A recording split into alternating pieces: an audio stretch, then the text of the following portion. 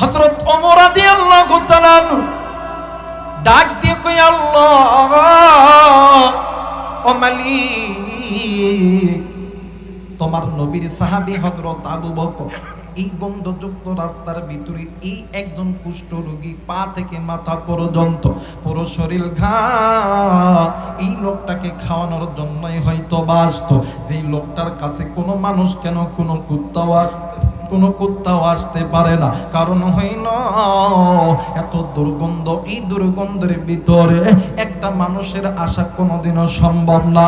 এরা বন্ধু হযরত ওমর রাদিয়াল্লাহু তাআলা ব্যাগে থেকে খাবার বাহির করিয়া ওই লোকটির সামনে যখন দিছে, বাবাজি আল্লাহর বান্দা মুসলমান নিমিষের ভিতরে ডাক দিয়ে কই, ভাই গো, আমাকে যিনি প্রতিদিন খানা খাওয়ায় এই লোকটা তো তুমি না, আমি তোমার হাতে খানা খাবো না।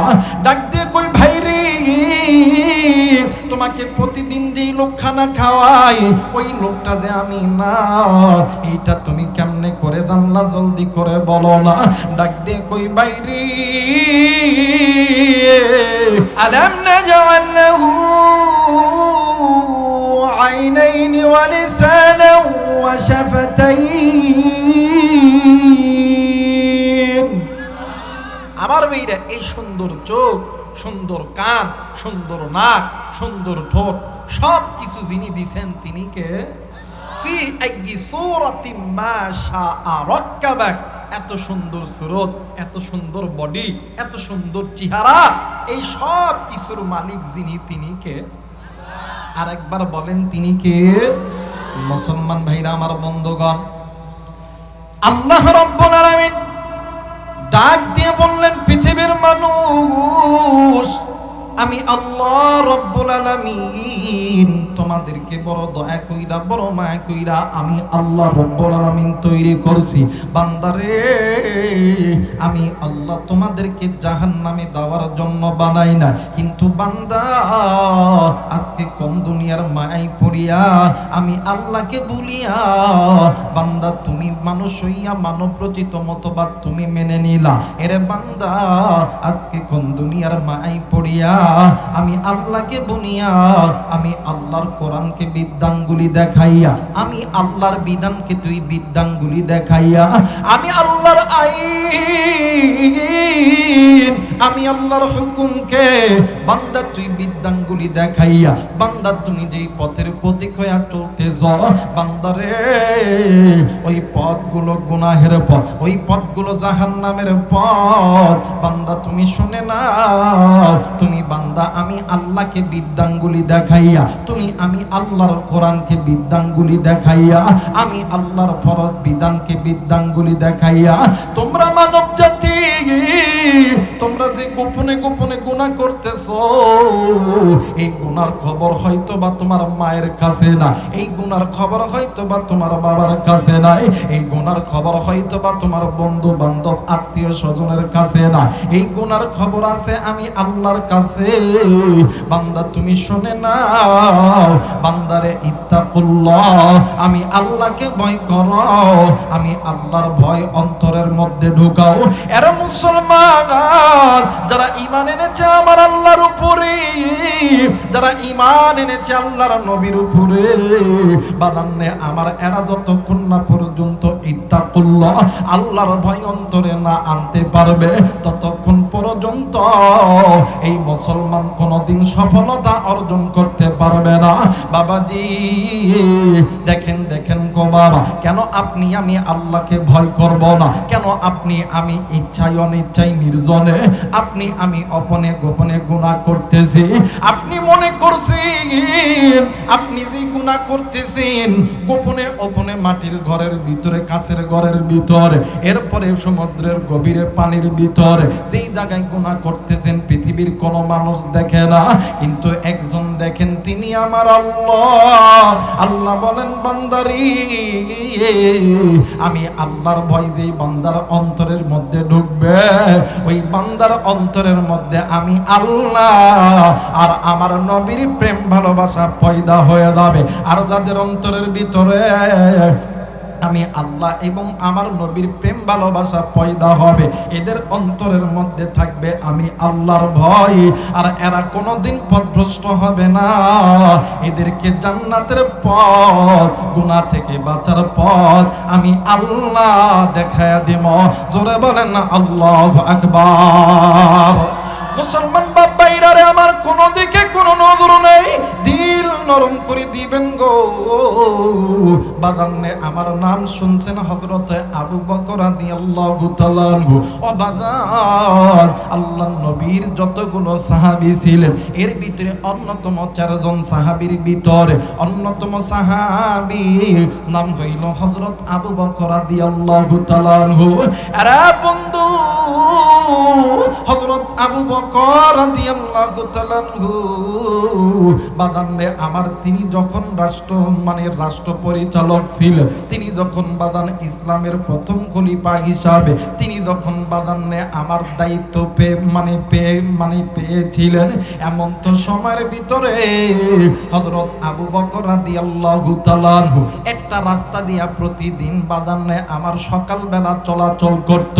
কিন্তু বাদান ওই রাস্তার ভিতরে বাদানে আমার কোনো মানুষ চলাচল করত না, হয়তো বা আমাদের সাথে 2-1টা কুকুর চলাচল করত। ওই রাস্তা দিয়া অন্য কোনো ব্যক্তি যাইতো না। যদিও বাদান বলে ওই রাস্তা দিয়া কোনো ব্যক্তি যদি চলাচল করত, এত দুর্গন্ধ, এই দুর্গন্ধর কারণে বাদানে আমার মানুষ বমি করে ফেলে, এমন একটা ভাব হয়ে যায়। এই জন্য ওই রাস্তা দিয়া অন্য কোনো মানুষ যায় না।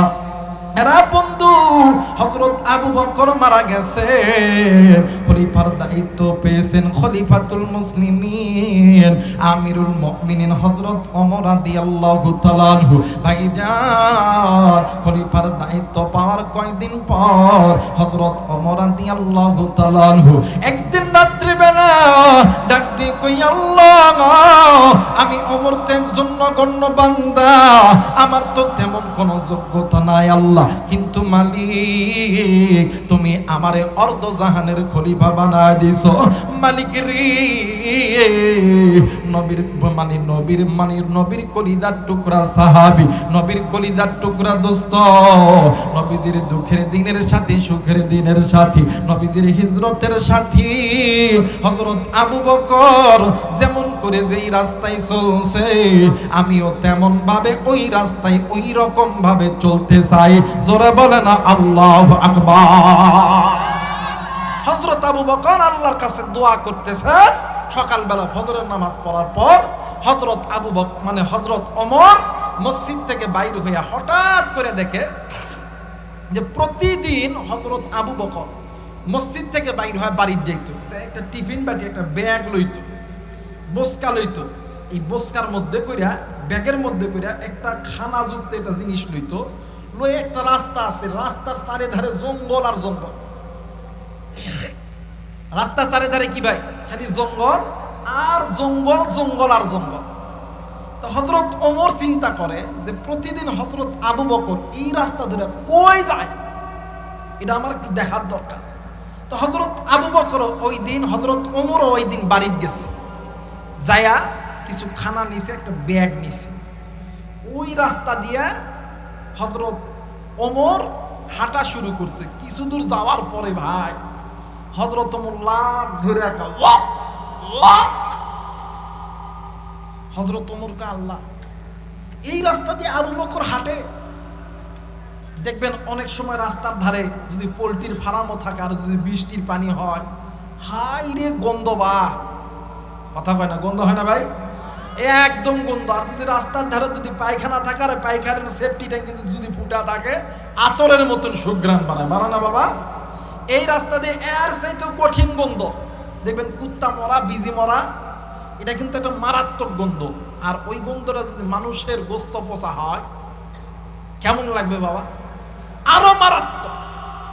তো হযরত ওমর জ্ঞান বান্নগরাদি করতেছে, কইরা দেখে যে একজন ব্যক্তি মুখটা নিচের দিকে, পিঠটা উপরের দিকে ওই জায়গার মধ্যে কাঁদতেছে।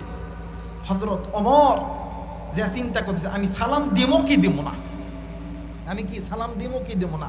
এক পর্যায়ে হযরত ওমর ডাকতে করলা, আমি জানি না এই ব্যক্তি হিন্দু না মুসলমান, কিন্তু সালাম দিলে পরিষ্কার হবে এই হিন্দু কি মুসলমান, এটা আমি শিওর হয়ে যাবো।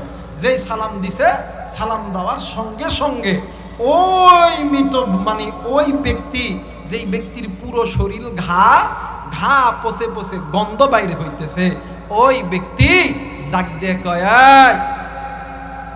ডাক দিয়ে কয়, এতদিন পরে আমার কথা মনে পড়লো, আজ 3টা দিন হইল আমি আমার এই মুখ দিয়ে কোনো খাবার পেটের মধ্যে যাই না। মুসলমান ভাইরা আমার, বন্ধুগণ, হযরত ওমর রাদিয়াল্লাহু তাআলা ডাক দিয়ে কই, আল্লাহ ও মালিক, তোমার নবীর সাহাবী হযরত আবু বকর এই গন্ধযুক্ত রাস্তার ভিতরে এই একজন কুষ্ঠ রোগী পা থেকে মাথা পর্যন্ত পুরো শরীর ঘা, এই লোকটাকে খাওয়ানোর জন্যই হয়তো বাসতো। যেই লোকটার কাছে কোনো মানুষ কেন কোনো কুত্তাও আসতে পারে না, কারণ হইল এত দুর্গন্ধ। এই দুর্গন্ধের ভিতরে একটা মানুষের আসা কোনোদিনও সম্ভব না। এরা বন্ধু হযরত ওমর রাদিয়াল্লাহু তাআলা ব্যাগে থেকে খাবার বাহির করিয়া ওই লোকটির সামনে যখন দিছে, বাবাজি আল্লাহর বান্দা মুসলমান নিমিষের ভিতরে ডাক দিয়ে কই, ভাই গো, আমাকে যিনি প্রতিদিন খানা খাওয়ায় এই লোকটা তো তুমি না, আমি তোমার হাতে খানা খাবো না। ডাক দিয়ে কই, ভাই রে, তোমাকে প্রতিদিন যেই লোক খানা খাওয়ায় ওই লোকটা যে আমি না, এইটা তুমি কেমনে করে জানলা, জলদি করে বলো না। ডাক দিয়ে কই, ভাই রে, তুমি কে আমি জানি না, কিন্তু আমি কেমন করে তারে চিনলাম তুমি শুনবানি। ডাক দিয়ে কই, বলো বাবা, কেমনে করে চিনো, জলদি করে বলো না। ডাক দিয়ে কই, ভাই গো, যেই দিন থেকে আমার পুরো শরীরের মধ্যে ঘা জন্মেছে, আমার শরীরের ঘা গলে গলে পচে পচে যখন মানে ঝুলে পড়তেছে, আমি আমার এই হাত দিয়া কোনো খাবার আমি আমার মুখের মধ্যে নিতে পারি না, আমি কোনো খাবার এই দাঁতটা দিয়া চাবাইতে পারি না। আমি কি করব আমার যেই ব্যক্তি খানা খাওয়ায় দেয়, ওই ব্যক্তি যখন এখানে খানা আনে, ওই খানাটা আল্লাহর বান্দা নিজের মুখে নিয়া নিজেই চাবানোর পর আমার মুখটাকে আগায় নিয়া আমার মুখের মধ্যে এই খাবারটা দিয়া দেয়। হযরত ওমর রাদিয়াল্লাহু তাআলা ডাক দিয়ে কই, আল্লাহ